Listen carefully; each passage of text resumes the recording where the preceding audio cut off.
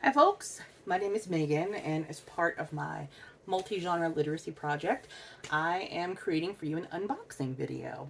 For those of you unfamiliar with this genre, unboxing videos are trendy on video social media sites like YouTube or TikTok, for people to share new things they get. So sometimes you'll see people doing unboxing videos of cosmetics, video games.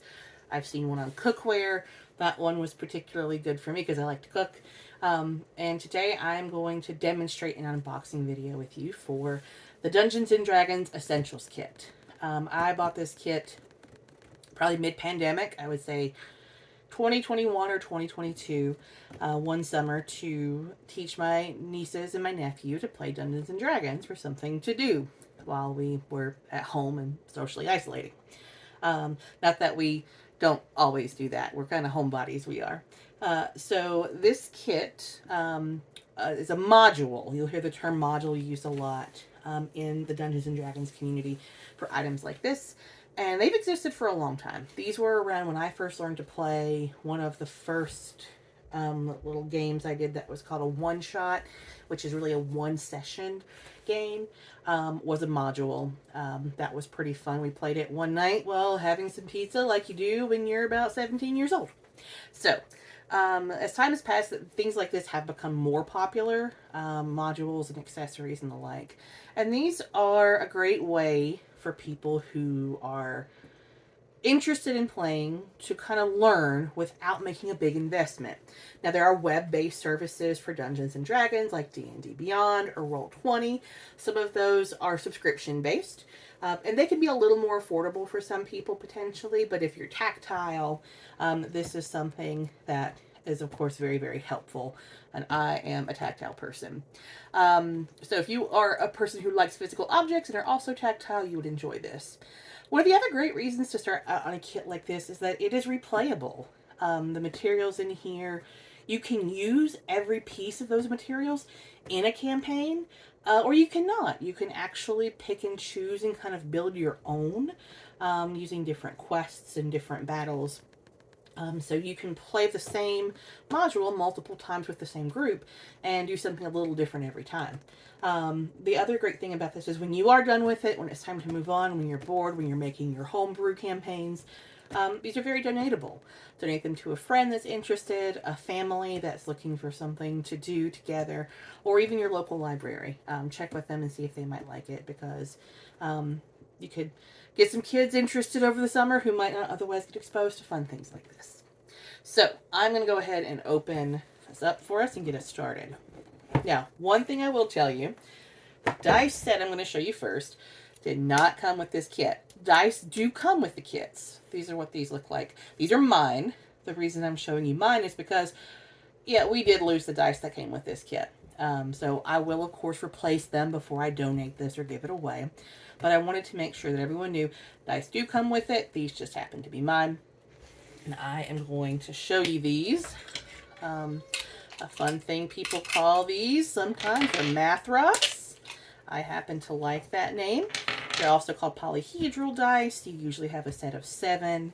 The D20, which is this guy right here, is the main die that's used in the game for ability checks, initiative, which helps determine the battle order when you're engaging in a conflict. It also determines luck occasionally, and some of these other die can help also with luck rolls, with damage, and things of that nature. This doesn't have a whole lot to do with actual gameplay or the kit, but I like to show this one off. You may not be able to see that it's pretty in this light, but it's real sparkly. Dice are collectible, and I didn't know this for a long time until I was trying to find a set that matched this. This is a discontinued set made by Chessex. I saw this particular die online for $50. That was really interesting to me. I'll probably never have a set like this, but I've had this one since I was about 17. That was 20 years ago. So, those are our math rocks. Those are items that introduce chance into the game and can help with decision making, can actually change a decision you might be trying to make as well. A good roll is not always the most interesting roll, I think, is something that's really important to remember. So, on we go. Our second item here is the DM screen. So this kit comes with a DM screen. DM is a dungeon master. This screen lets the dungeon master hide their notes and materials and their rolls for when things are happening, so they can keep things engaging and surprising. This is a pretty screen. It has this really nice scene from some of the adventures you can take in this campaign on the front.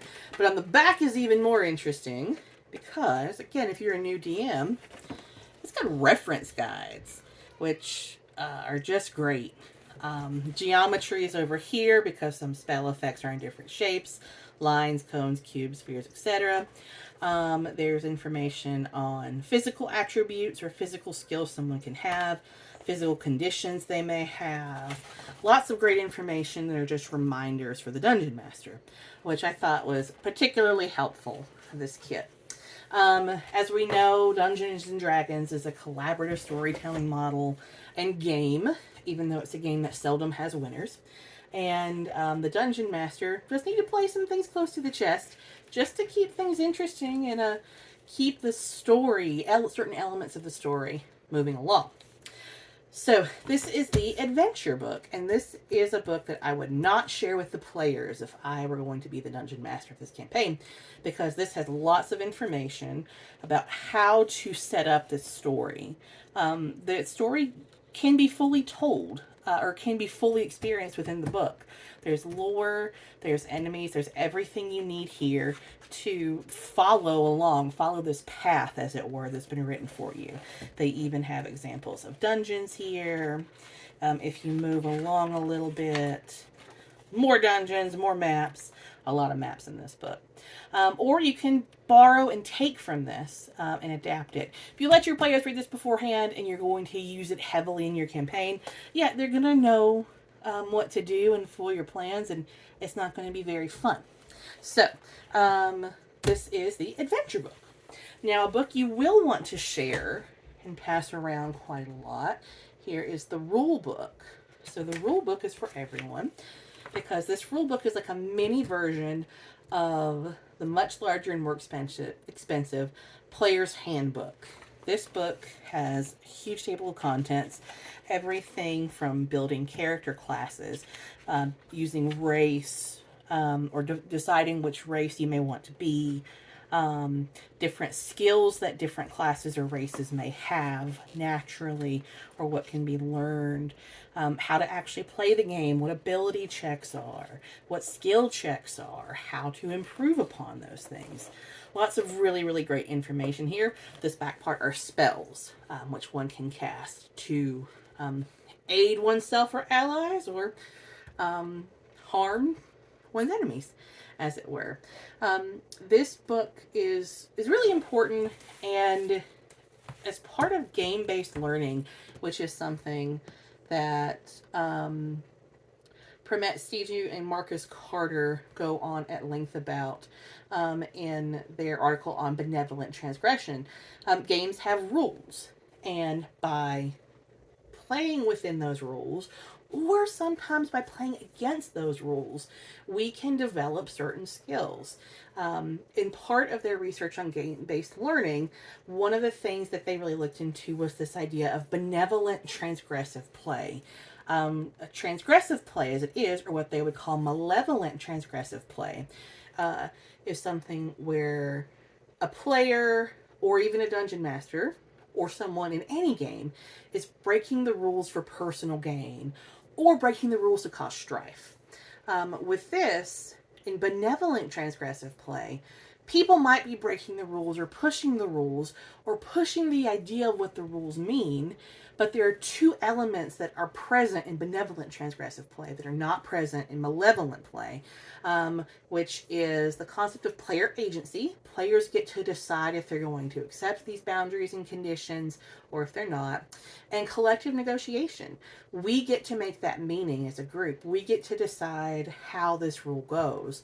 The dungeon master may be the arbiter. They may hold the ultimate decision, but they can be spoken to and reasoned with, and we can decide what is going to work for all of us. So the rulebook gets us started. There are people in the world who play of Dungeons and Dragons who play this. They're called rules lawyers that understand the rules very well and want to follow the rules by the letter as they understand it.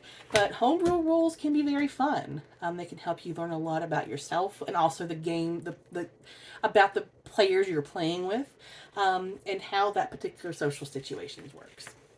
So, our next item is these game cards. There are quite a lot of these in here. This is one of the really cool items I thought that came with this kit, because they cover a lot. These are perforated. You can see we've not used this one yet.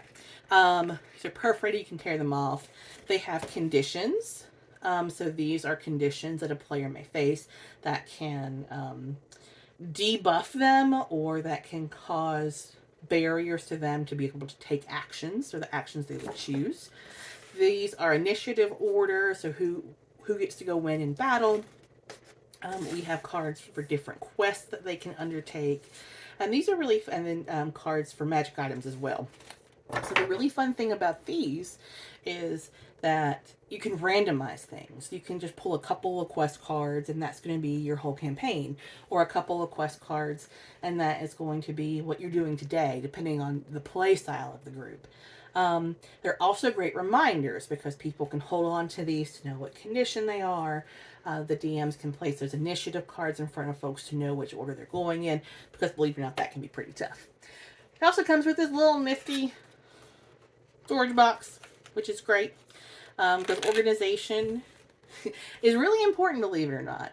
Organized players are fun players. And going back to our conversation on that transgressive play, we have in this community seen that there are a lot of toxic players, rules lawyers I mentioned, people who just really want to cast their characters as the hero. But that behavior really surfaces and comes to light when people, again, are challenging boundaries, when the group is not okay with that, and when people are not open to negotiation, which is really important. Let's see our cards over here, little box. The next item in here, second to last, are our character sheets. I actually have a how-to guide where we can discuss those character sheets in more detail on how to make a character sheet. But we have ability scores over here. We have information on traits. What I would call vital statistics would be up here. So armor class, hit points, and things like that, just to determine how much damage can you take and how hard of a hit can you take as well. So there are multiple character sheets in here. You can copy these. On the back, there's some more information. You can do a character sketch if you wish, their backstory, their belongings, their allies, and things of that nature. So those are our character sheets. The really fun thing about this is there's a great metaphor about the ability scores here, which are strength, dexterity, constitution, intelligence, wisdom, and charisma, based on tomatoes. And I think that it's a great way to teach young kids metaphor, and it's something that I taught my niece and my nephew, the older two. Strength is the ability to crush a tomato. Dexterity is the ability to, or throw a tomato. Dexterity is the ability to dodge a tomato. Constitution is the ability to eat a rotten tomato. Intelligence is knowing that a tomato is a fruit. Wisdom is not knowing that you should not put a tomato in a fruit salad. And charisma is the ability to sell a fruit salad. So, depending on the type of character you want to play, you would put heavier scores into one of those things. Charisma-based players are always pretty fun to play. And it does be very annoying. So our last item in this box is a map. Again, for our visual folks, they're leaving on like this. This is a map of the Sword Coast. And it's also reversible. On this side, we also have a map of Phandalin. So again, for people who are really new to this and who are not sure how to step into this form of literacy, a lot of work has gone on by this company, but also by the player community to do what they can to make things more accessible.